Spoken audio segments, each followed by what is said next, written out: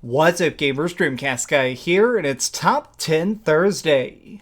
This last couple years of gaming has been very peculiar because we've been seeing this new sort of renaissance taking place, what I like to call the rise of the remakes. We've seen projects like the Crash Insane trilogy, or things like the Spyro collection, and of course things like the Resident Evil remake. They're managing to do something where they're taking established series and reinventing them to try and prove that not only are these classic games still fun, but in fact can be improved in the modern sense. Today, what I wanted to do is take a look at some of my favorite franchises and really specific games that are, in my opinion, retro masterpieces, and see which ones definitely need to come back on my picks of the top 10 games that need a remake. Number 10. Grand Theft Auto Vice City. There are certain game developers out there that just seem to be working with magic, where they're making games that are so good and so much better than the rest that it seems like they have some sort of extra special touch that nobody else has. And truly, we have to just admire what Rockstar Games has managed to do. These people have crafted the incredibly great modern worlds of GTA. They can build an entire city brick by brick and then put hundreds of characters in it, each with their own backstories, storylines, and even voice actors. These are a feat that's just truly an unachievable scale for anybody else. And I think that where this really shined in such a fun fashion was definitely the glowing 80s streets of Vice City. This is one of the only games that took place in the past, and I really like it because it's just so fresh. It really kind of easily sets itself apart with its great soundtrack, it has the wackiest side missions, and I think that it's aged pretty well. But it could use a fresh coat of paint. If they just managed to update this in GTA 5, or maybe just bring it to the PlayStation, do something to try and bring this back, and I guarantee you that fans would be absolutely ecstatic. Number 9. Power Stone. When most gamers think of fighters, they typically picture the standard 2D brawlers, matches where there's two people walking in a straight line towards each other and then unleashing a flurry of combos until one player's HP is reduced down to 0. These are pretty straightforward, and while they can be cool, I feel like the games that manage to impress me the most are the ones that break the mold, and Power Stone, it was definitely looking to try and change up this train of thought. These are games that have a very big open map that encourage you to try and explore it, because all around it you can find crates that are crammed full of items to attack with, or gems that can make you power up and unleash super giant specials. It makes it where every time you're trying to jump off a ledge and do a power attack, or you're just trying to find some way to throw somebody off a ledge, it's just fun, it's exciting, it's thrilling in a way that's just so cool. And I kind of miss it. I wish that this would come back because I feel like it would just kind of remind everybody how sweet of a project this was. Number 8. Mario Party.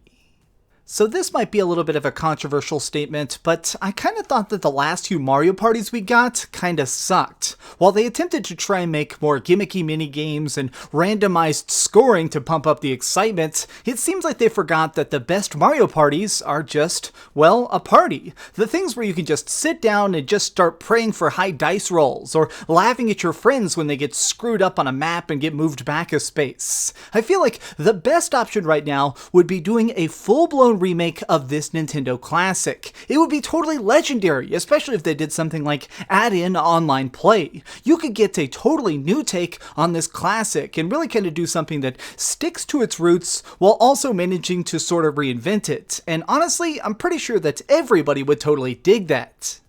Number 7. Diablo 2.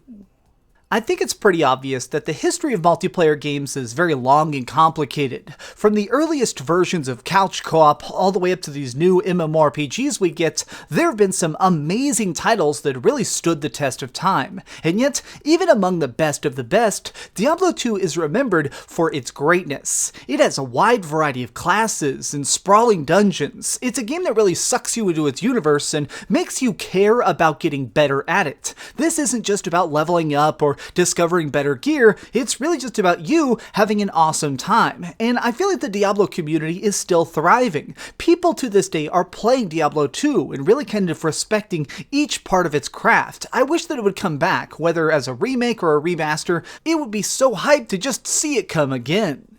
Number 6. Need for Speed Underground 2.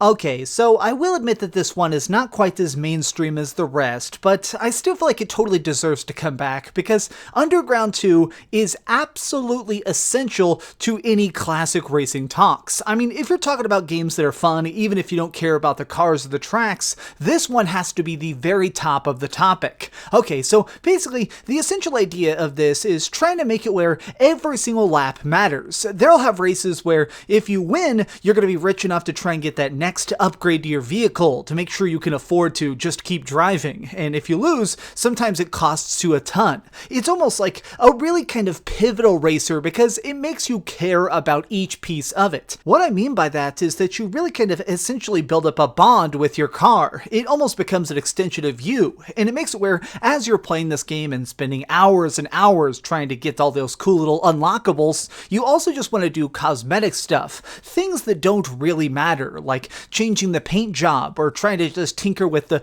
little cosmetic things like the spray that comes out of the side of your car. Because to you, style does matter. In this universe, you feel like being the coolest matters just as much as being in first. Number 5. Mech Assault.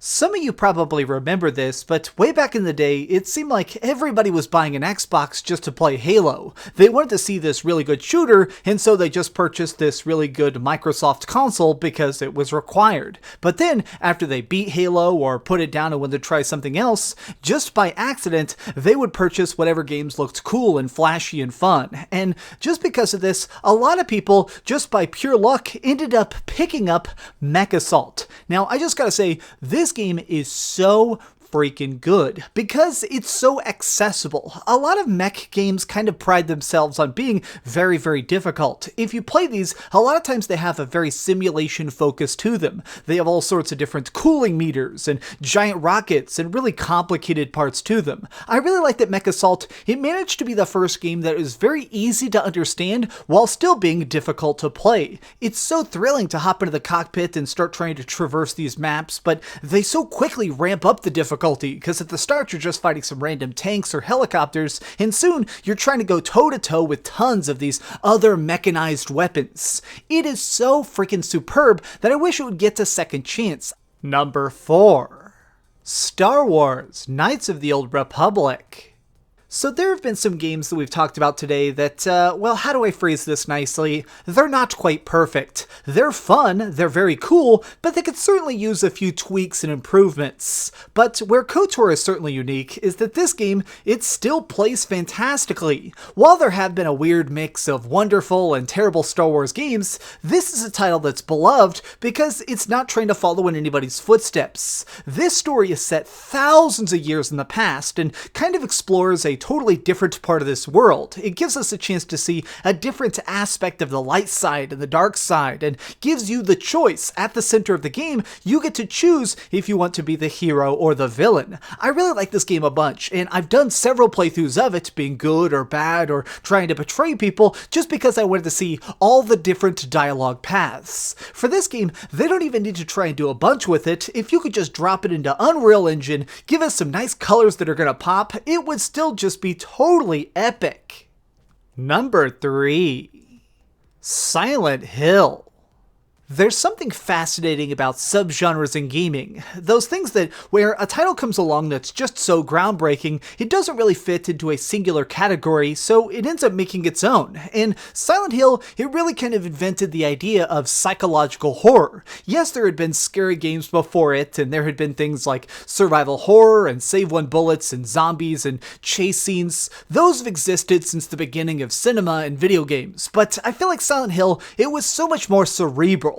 Playing as Harry Mason, you were terrified that if you died in this game, you would go to hell. It just seemed like a game that tried to mess with your mind and mess with your mentality simultaneously. I love that about it, and I really feel like a lot of people have kind of forgotten what made this franchise great. At this point, Silent Hill is certainly in a very dark place, and that to me is a damn shame. I really wish that Silent Hill would come back, but more than that, I want it to go back to its roots. I want it to go back to Chapter 1 and remind us why we all were afraid of the dark, why this series is definitely still the pinnacle of weirdo frights. Number 2. Final Fantasy VI. This game is often lauded as a retro gaming masterpiece, as sometimes called the best turn-based combat ever created. But more than that, to me, it's a thing that sort of inspires a little bit of disappointment, because it seems like Square Enix itself has kind of forgotten about it. You see, there have actually been a ton of Final Fantasy remakes. We saw some nice HDifications of Final Fantasies 1 and 2. They did a full 3D remake of 3 and 4, and then they just decided to jump up to doing a full remake of Final Fantasy VII. They completely jumped over Final Fantasies 5 and 6, and in my opinion, FF6 deserves the attention. It deserves to come back. It deserves a huge multi-million-dollar project to pump a bunch more life into it. Now, I know you guys over at Square Enix are incredibly busy, but please just pay attention to Final Fantasy VI one more time. Number 1. Dino Crisis. In 2019, we got what I consider to be the best remake that has ever been released, which was the Resident Evil 2 remake. This was so freaking good. It was a complete reinvention of the concept of the original game, and it sort of made me just kind of sit there and go, dang, what would happen if they put dinosaurs in this? Because I am a huge lover of Dino Crisis, because it does something that's very, very unique, which is that it kind of leans into the science. Yes, it has some time travel, and yes, it has the evil, shadowy organizations that are pulling the strings, but really what made Dino Crisis so interesting in the first place is that it kind of seems feasible. It's almost a realistic version of sci-fi fantasy, and I want to see it come back. More than that, I want to see what they could do with it, how they could push the envelope. Could they do crazier gore, or bigger dinosaurs, or maybe even just kind of lean into it and give us ultra crazy laser guns to fight them off? The possibilities are practically endless, so I'm just basically begging you to give us a remake. And this is my choice as the number 1 game that needs to get it. Did your favorite game not make the list? Got an idea for a future top 10? Leave it in the comments down below. If you enjoyed this video, please give it a thumbs up, share with your friends, and subscribe if you haven't already. But do me the biggest favor of all and keep dreaming. If you've been watching this channel forever and ever, you may realize that I did this video 4 years ago. I actually talked about remakes way back in 2016, and what's funny is that a lot of those games did end up getting remakes. So fingers crossed that somehow my crystal ball magic happens again, and these do get brought back. I guess we just gotta wait and see. Thanks so much for watching that video. If you want to see something else, you can always click this link to see what I put up last, or, subscribe and see what's coming up next. Also, I promise that whatever I do, it'll try not to suck.